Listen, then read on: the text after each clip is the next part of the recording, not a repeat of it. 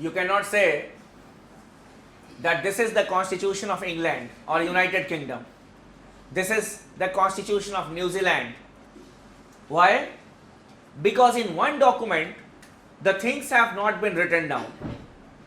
But you can say that this is the Constitution of India.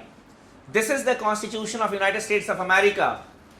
Because in one document all the things are systematically arranged. Apart from it, when we talk about a written constitution,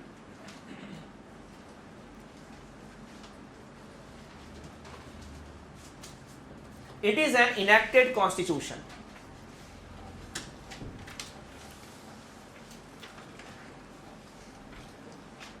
It is an enacted constitution. Enacted constitution in the sense that a body of people, they in a session sat together and they framed the constitution within a time limit. 2 years, 3 years, 1 year, enacted one. And after that, that body was dissolved. That body was dissolved.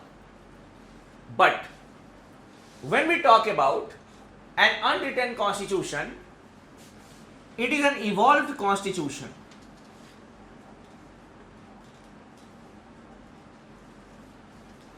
It is an evolved constitution.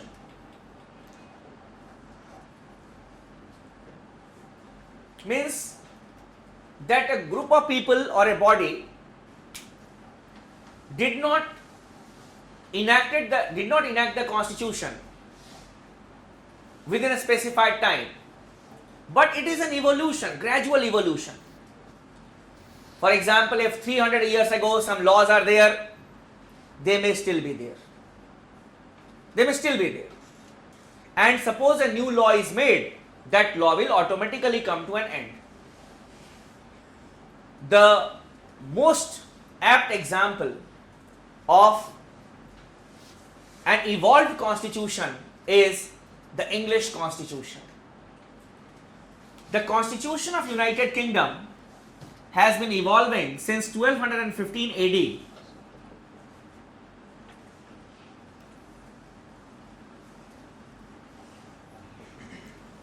That is the time of Magna Carta.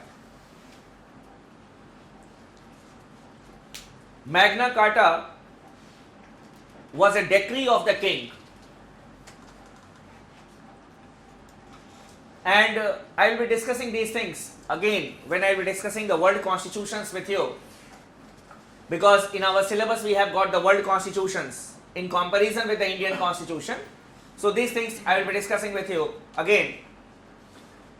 But just a passing remark on this, that Magna Carta was a decree of the king which was given in 1215 AD, and the king had given some power to the people. He had reduced his power, and one of the important things in Magna Carta was that the king will take the decisions by taking into consideration the views of the council. The parliamentary system evolved, that the head of the state will act on the advice of the council. Then I will not punish anyone without hearing him. These things are continuing even today. That is evolution. New laws will be made. These laws will automatically come to an end. So the law which was there in 1215 AD, some of the laws are still there in United Kingdom. A gradual evolution is there. And the most important thing, in an unwritten constitution, we have constitutional supremacy.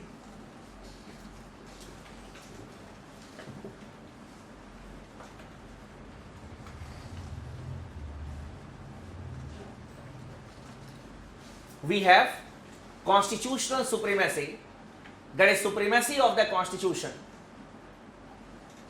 On the other hand, in an unwritten constitution, there is supremacy of the parliament.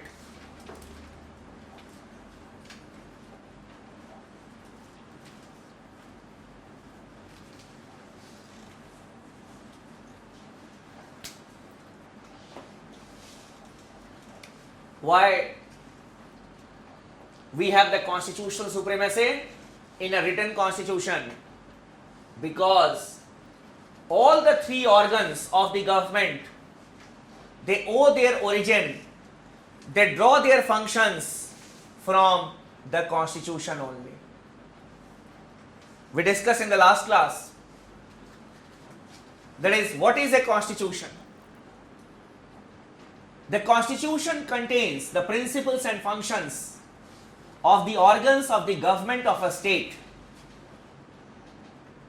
The principles and functions means everything is written in black and white.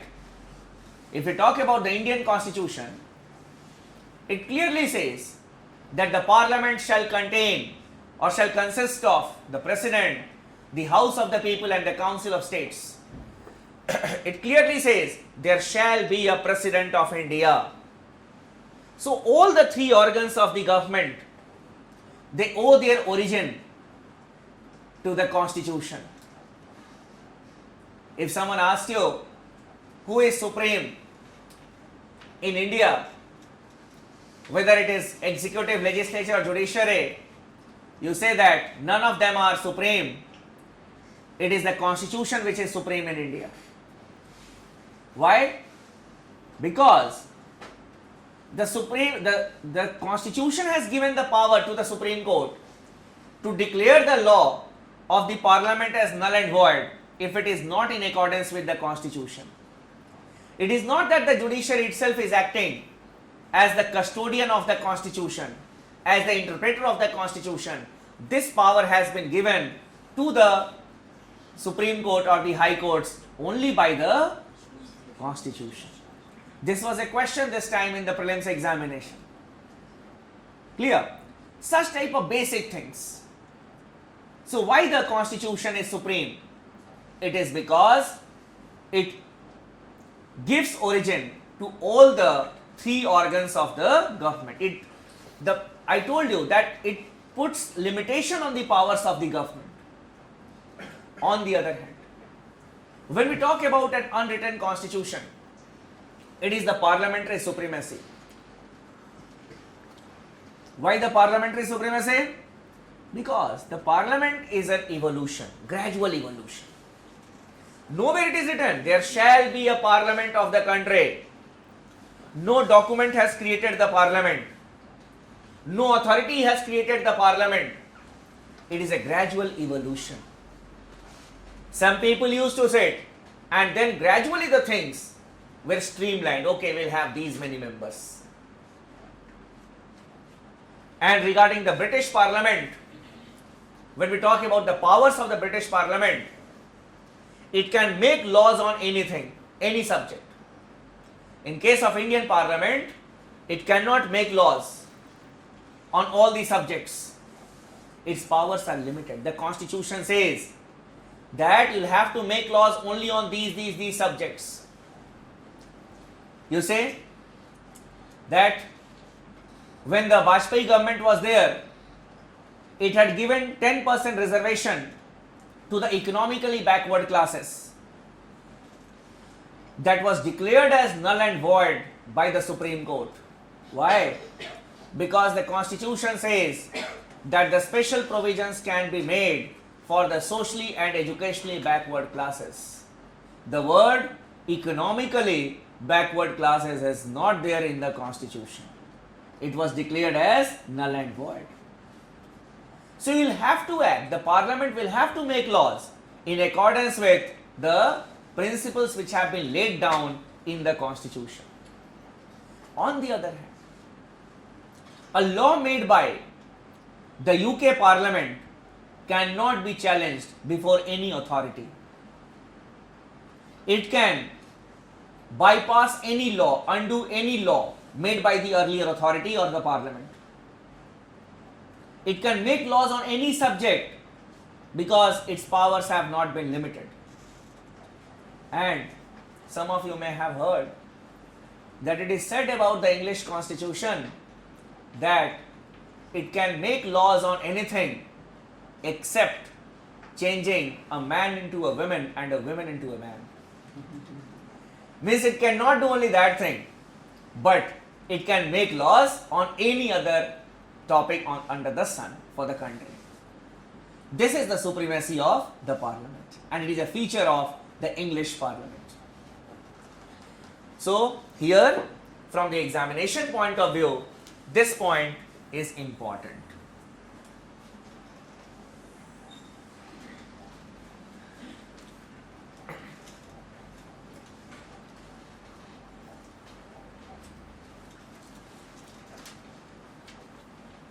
Now coming to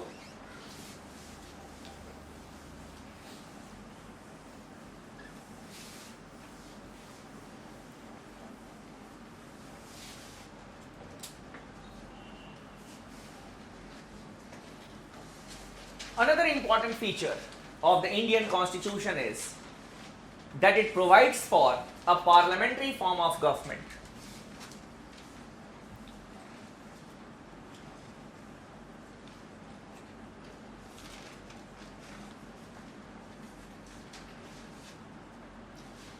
It provides for a parliamentary form of government or a parliamentary system.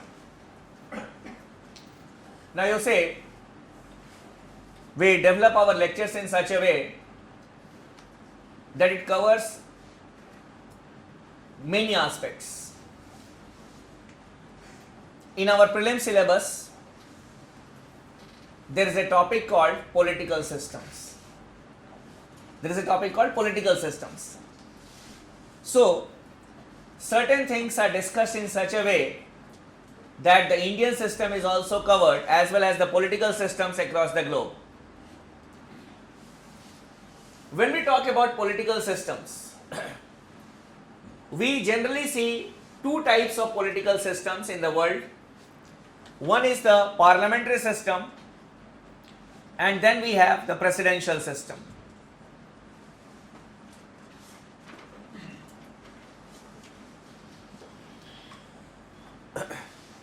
The parliamentary system and the presidential system.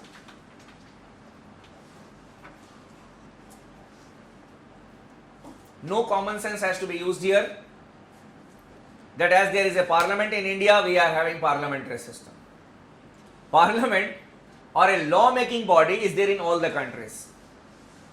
Even under the presidential system, we have got the law making bodies. The nomenclature may be different. Basically, when we talk about a parliamentary system, it depicts the existence of two heads.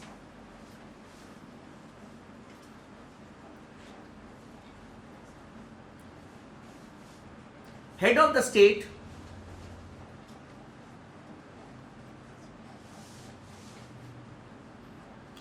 and head of the government. So there are two heads in a parliamentary system: the head of the state and head of the government. The head of the state is the nominal head.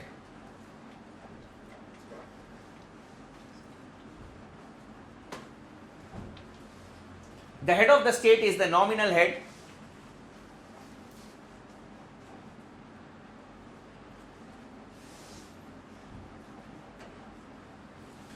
And the head of the government is the real head.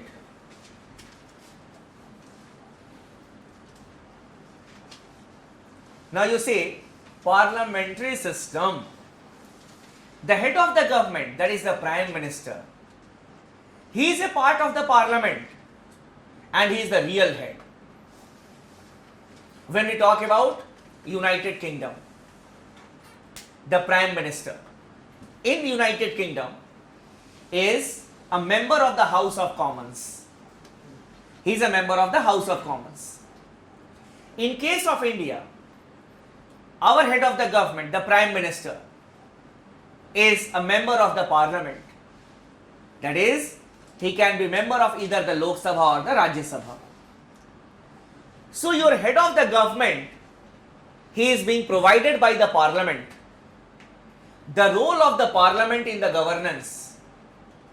On the other hand, the head of the state, the president or the king or the queen, that is the crown in the United Kingdom, who is not a member of the parliament, is not the real head, is the nominal head.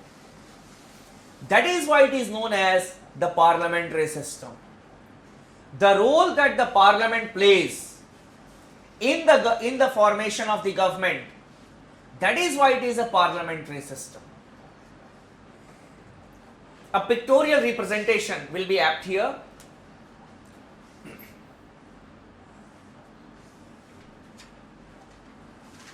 The electorate. Electorate means the people who take part in the election. Electorate. The voters. The electorate elects the legislature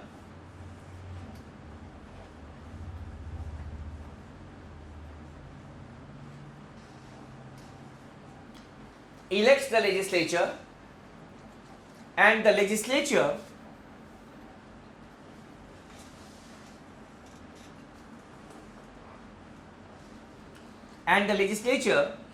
provides for the executive.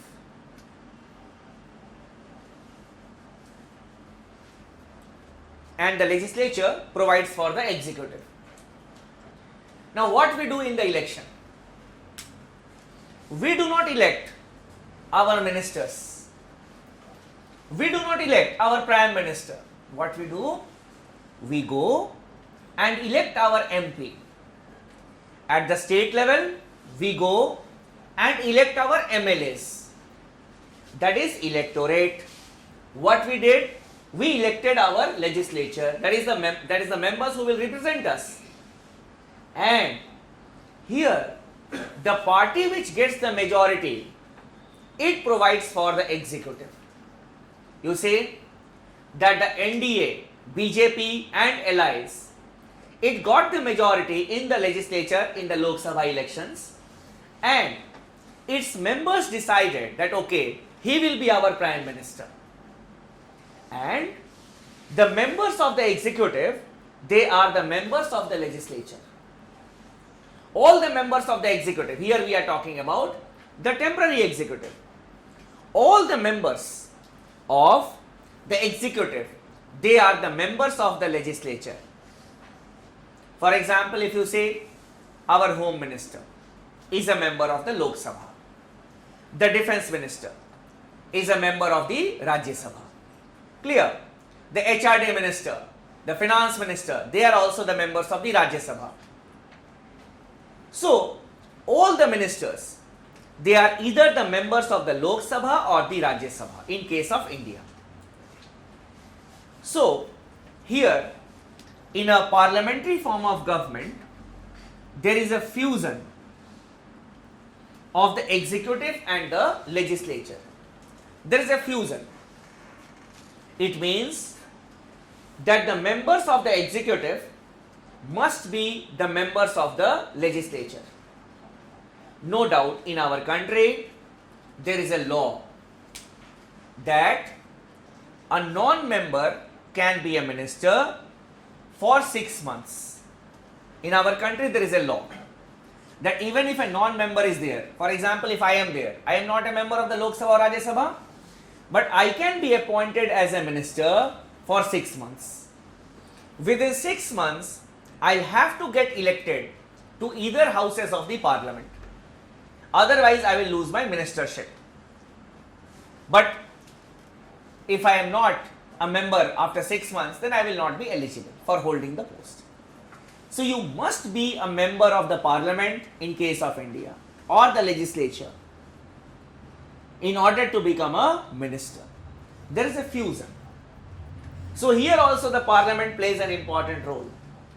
And another important thing is the executive is responsible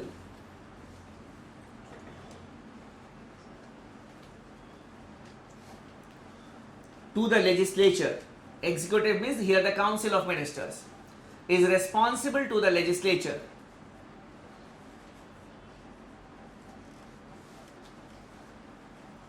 especially the lower house.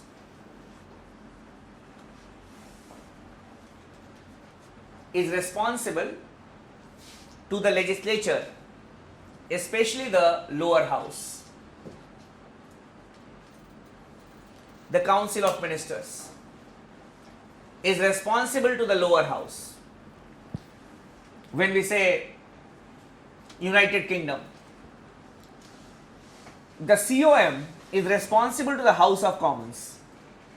In United Kingdom, they have got two houses. One is the House of Lords and the second one is House of Commons. So, the executive, that is the Council of Ministers, is responsible to the House of Commons. In case of India, the Council of Ministers is responsible to the Lok Sabha. What is responsibility?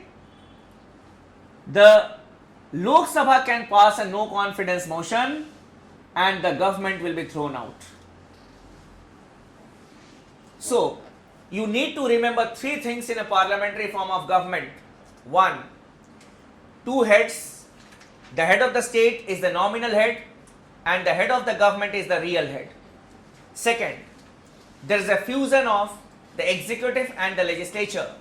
And thirdly, the executive is responsible to the legislature, especially the lower house. If you remember these three things, your work is over. This year also they had got a question on the parliamentary form of government. And most probably they had given this option that the Council of Ministers is responsible. Which of the following is correct regarding a parliamentary form of government? So if you remember three basic things, obviously our work is done. Sir, Yes. member of states, are they executive? Member of states in the sense? Ministers of states. Ministers of states. हाँ. Ministers at the state level. Haryana, Punjab. That level. Minister of states, I mean, we have Council of Ministers and the Minister of Basically, when we talk about Council of Ministers, Council of Ministers is a composite term. Here it is a composite term which consists of different type of ministers. The senior most ministers are known as cabinet ministers. Clear? They are cabinet ministers and they are the in charge of a ministry. For example, Rajnath Singh. He is of cabinet rank. He heads the home ministry. Then below him are the minister of state, the second rank ministers. And some of the ministers of state, they are given independent charge also. And then we can have deputy ministers. All this will comprise of the Council of Ministers. So there are different, we can say, classifications of the ministers within the Council of Ministers. The senior most ministers, then the second rank, and then we can have the deputy ministers. All will be termed as Council of Ministers. I will discuss these things again when I will be discussing the Union Executive with you. So three things we need to remember from this aspect. One, two heads, clear. Then there is a fusion and then this point. Not more than this. Now coming to presidential system.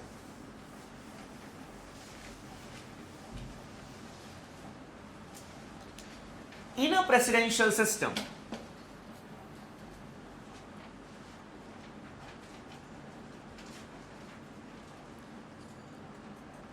the head of the state and government are the same.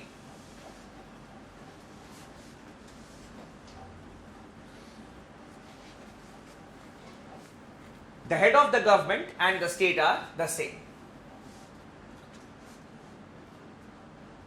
The US president is both the head of the state as well as that of the government.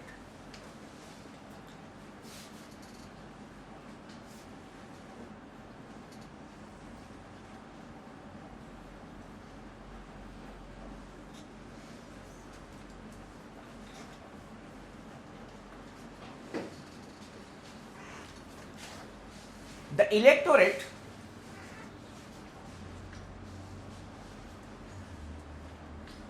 it elects the legislature,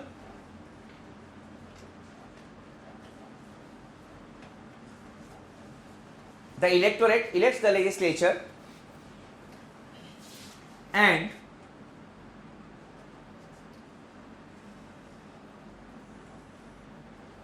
it also elects the executive.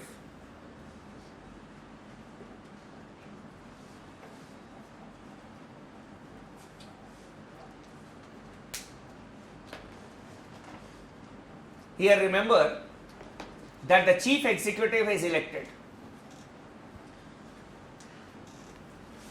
Electorate, the people. What they do? They elect the members of the legislature. America is a role model of a presidential system. In America, they have got two houses, which is known as Congress. The cover term is Congress. And the Congress consists of two houses, the House of Representatives and the Senate. And the members of the House of Representatives as well as the Senate, they are elected directly by the people in separate elections. And in separate election, the people take part in the election of the American president. The legislature has no role in the election of the executive. No role. In a parliamentary system, we had discussed that the legislature provides for the executive. But here, there is a complete separation. Legislature has no role to play in the election of the executive. And apart from it, there is complete separation of powers. There is complete separation of powers. The members of the executive cannot be the members of the legislature. The members of the executive cannot be the members of the legislature. Complete separation. For example, here what happens in America, I'll tell you that after the American president is elected, after that he constitutes his own council of ministers. They are known as secretaries. They are known as secretaries. And the secretaries are the personal choice of the American president. And a member of the legislature cannot be appointed as a member of the executive, that is a secretary. Cannot be appointed. Clear? For example, Hillary Clinton, you may have heard the name. Hillary Clinton was the Secretary of State under the first regime of Obama. When Obama had become the president, his first term, Hillary Clinton was appointed as the Secretary of State, the foreign minister. In India, it is known as Secretary of State in America. And at that point of time, Hillary Clinton was a senator. She was the member of Senate. Hillary Clinton resigned as the senator, and then only she took oath as the member of executive, that is Secretary of State. You cannot be a member of the executive as well as the member of the legislature. This is a basic difference. In a parliamentary form of government, you must be a member of the legislature in order to be a member of the executive.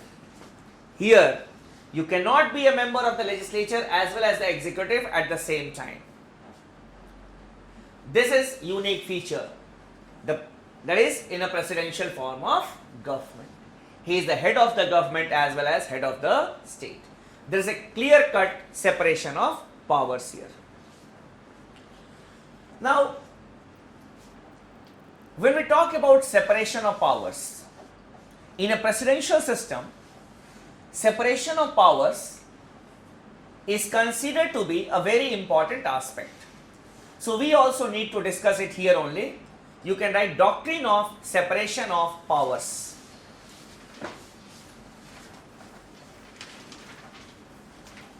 Doctrine of separation of powers.